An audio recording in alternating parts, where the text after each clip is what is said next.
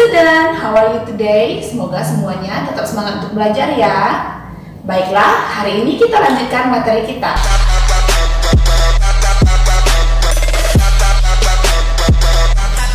Kemarin, teacher telah menjelaskan tentang perkembangbiakan tanaman dan juga tentang biji serta tunas.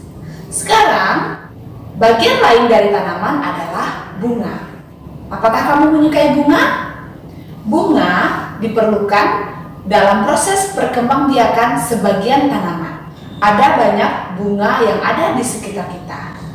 Namun ada beberapa bunga yang menjadi bunga kebangsaan Indonesia.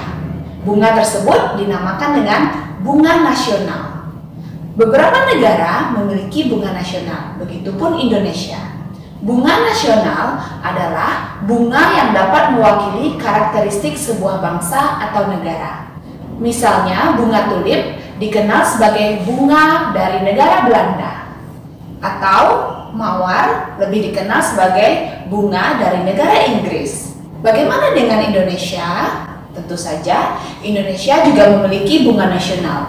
Ada 3 jenis bunga nasional yang terkenal di Indonesia. Sebutan lain untuk bunga di Indonesia adalah puspa. Bunga nasional yang pertama adalah bunga melati. Sebutan untuk bunga melati adalah puspa bangsa. Yang kedua, ada bunga anggrek bulan yang disebut sebagai puspa pesona. Dan yang terakhir, ada bunga Rafflesia arnoldi yang disebut dengan puspa langka. Baiklah student, bunga memiliki banyak sekali manfaat untuk kegiatan manusia. Misalnya, bunga digunakan untuk mempercantik ruangan. Oleh karena itu, banyak sekali perkebunan bunga yang ada di Indonesia. Mari kita lihat contoh matematika berikut ini. Seorang petani memanen bunga mawar. Hasil panennya adalah 141 tangkai bunga mawar. Petani tersebut akan menyimpan bunga mawar dalam 3 tempat. Masing-masing tempat akan memuat bunga mawar sama banyak. Pertanyaannya, berapakah banyak bunga mawar dalam masing-masing tempat? Soal tersebut diselesaikan dengan cara pembagian. Berikut penjelasannya.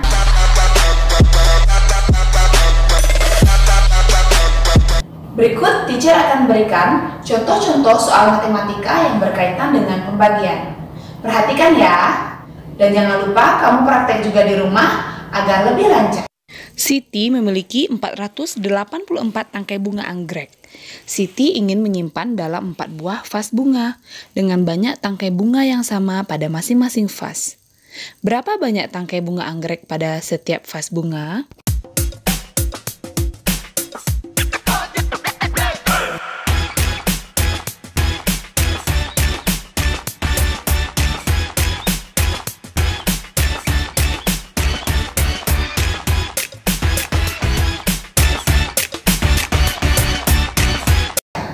Oke student, setelah kita melihat berbagai macam cara perkembangbiakan tumbuhan, sekarang kita akan melihat perkembangbiakan tumbuhan dengan umbi. Perkembangbiakan tumbuhan juga dapat dilakukan dengan umbi. Ada berbagai macam jenis umbi, ada umbi batang, umbi akar, dan umbi lapis. Kentang dan ubi jalar adalah contoh tanaman yang berkembang biak dengan umbi batang.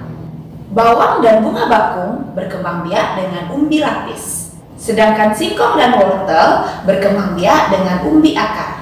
Menanam umbi batang atau tanaman singkong tergolong sangat mudah. Kita tinggal memotong batang tersebut lalu menanamnya. Tunggulah beberapa hari, lalu kalian dapat melihat daun tumbuh dari batang tersebut. Mudah bukan? Seperti yang teacher jelaskan sebelumnya, kita dapat melakukan kerjasama dengan menanam tanaman. Siapakah di sini yang suka menanam tanaman? Apakah menanam tanaman itu terasa sulit? Jika sulit, kamu dapat mengajak teman-temanmu untuk melakukan kerjasama bersama-sama menanam tanaman. Kerjasama adalah salah satu wujud sikap bersatu dalam keberagaman. Dengan adanya kerjasama, kita dapat melakukan dan menyelesaikan segala sesuatu pekerjaan dengan lebih cepat. Pekerjaan juga akan terasa lebih ringan dan menyenangkan jika dilakukan bersama-sama.